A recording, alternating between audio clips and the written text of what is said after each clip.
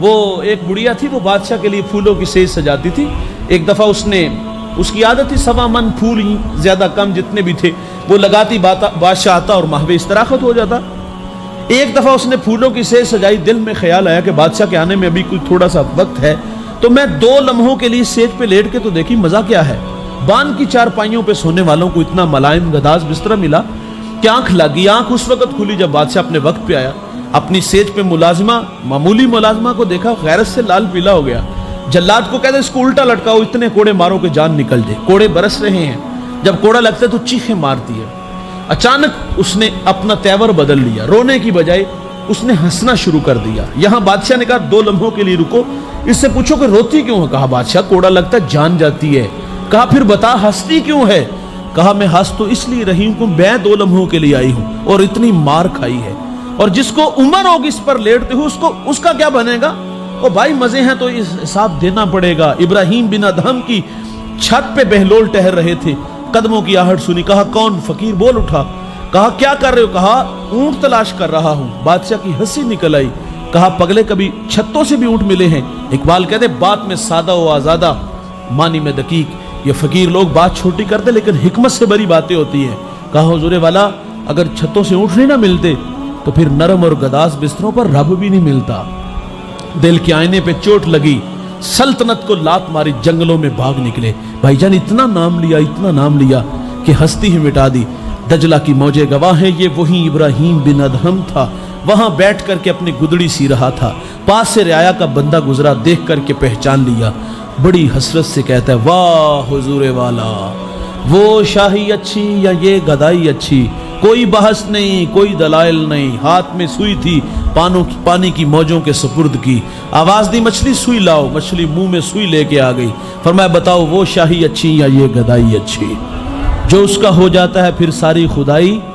بھائی جان آؤ ان راہوں پہ چلیں، آؤ ان راہوں پہ دوڑیں، آؤ ان راہوں پہ تھکا دیں خود کو. اوے آؤ یار اتنی محنت کر کے جائیں کہ 33% تو نمبر لے لیں، منہ دکھانے کے تو قابل ہو سکیں. اور اگر زندگی یوں ہی بے مہار گزاری، من مانی کی، اللہ کو ناراض کیا، اس کے حکموں کو توڑا، حی علی الصلاح کی صدائیں فضا میں گونجے، کان پہ جو تک نہ رنگے، وائز نصیحت کرے، غفلت کی پٹی اگر نہ اتری تو بالآخر تو جانا ہے. یہ کندھے گواہ ہیں بھائی، ان کندھوں پہ آپ نے بھی میں نے بھی بڑے بڑے کڑیل جوانوں کو منا من مٹی کے نیچے چھوڑ کے آئے ہیں. جانتے ہو وہ جوان جو اپنے بدن پہ چٹکی بھر مٹی رکھنا گوارا نہیں رکھتے تھے، آج منا من مٹی کے نیچے ہیں. یہ کندھے کسی اور کے ہوں گے اور لاشا ہمارا ہوگا. اٹھا کر کے گھر سے چیخوں کی پکار میں تڑپتے بہن بھائیوں کو، بوڑھے ماں باپ کو چھوڑ کے چلے جائیں گے. تھوڑی دیر کے لیے آنسو، پھر حوصلہ، اور پھر مرہم پٹی ہوگی. پھر قبریں بھی پرانی ہوں گی، نہ عقیدت کے پھول ہوں گے، نہ وہاں کوئی جمعے والے دن جا کے ہاتھ اٹھا کے دعا مانگے گا. بھائی جان نام مٹ جائیں گے، کوئی یاد نہیں کرے گا، کوئی یاد کر کے اتھرو نہیں بہائے گا، کوئی قرآن پڑھ کے تمہارے لیے فاتحہ نہیں پڑھے گا. لیکن زندگی اگر خوبصورت گزارو گے تو آپ کے بالکل پڑوس میں علی حجویری کا مزار ہے.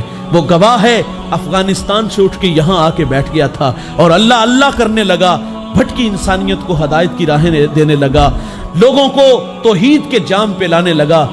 آپ جب بھی اداس ہوتے ہو تو اس کے مزار پہ جاتے ہو، وہاں جا کے کیا طبیعت میں وہ عجیب سی کیفیات آتی ہیں کہ نہیں آتی؟ سکینہ اترتا ہے کہ نہیں اترتا؟ وہاں مرادیں پوری ہوتی ہیں. وہاں دامن پھیلے ہم نے دیکھے، دیتا اللہ ہی ہے بھائی. لیکن اللہ والوں کے مزارات پر اللہ کی رحمتوں کو اترنے کی عادت ہوتی ہے. تبھی تو معین الدین چشتی اجمیری سنجری رحمت اللہ علیہ، جس کی ایک نگاہ نے 90 لاکھ مشرکوں کو ایمان دیا، شوق کی چنگاریاں کھینچ کے قدموں میں لے آتی ہیں، تو پھر بے ساختہ بول اٹھتا ہے گنج بخشے فیض عالم مظہر نور خدا نا کسارا پیر کامل کاملانہ رہنما.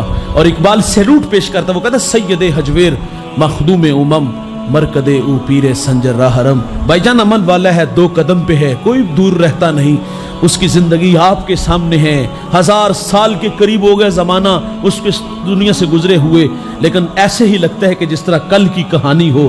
اگر زندگی عمل والی، اگر زندگی درود و سلام والی، اگر راتوں کے پچھلے پہر اٹھ کے سسکیوں والی، اللہ کے حضور پیشانی جھکانے والی ہوگی تو پھر نام اسی طرح زندہ رہے گا.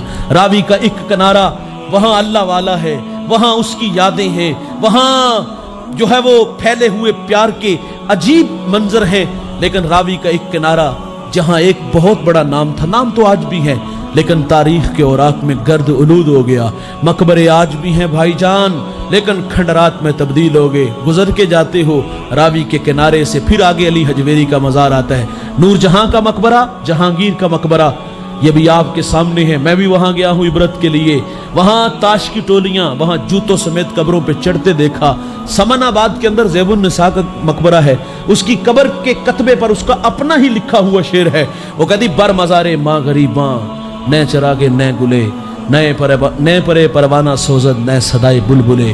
कहती हमारे गरीबों की कब्रों पे कौन आएगा, ना कोई चिराग जलाएगा, ना कोई पत्तियां डालने आएगा, ना बुलबुल यहाँ आके गीत गाएगी। आओ भाई नाम मिट जाते हैं, आओ भाई कोई याद नहीं करता, आओ जिंदगी हम ऐसी गुजारे कि हमसे अल्लाह हमारा रसूल राजी हो जाए। थोड़ी सी जिंदगी है जवानों, दोबारा कोई नहीं आना, एक बार ही आना है। मुझे बताओ आप किस मोहल्ले से कोई गया वापस आया है? नहीं आया, हमने भी नहीं आना। तो जाने से पहले मेहनत इतनी जरूर करो, कुरान के नौकर बनो, कुरान के दाई बनो, लोगों को खींच खींच के मस्जिद में लाओ, लोगों को अमल के जज्बे दो। अल्लाह ताला मुझे आपको अमल की तौफीक अता फरमाए, तकवे जैसी दौलत से हम सबको अल्लाह माला माल फरमाए।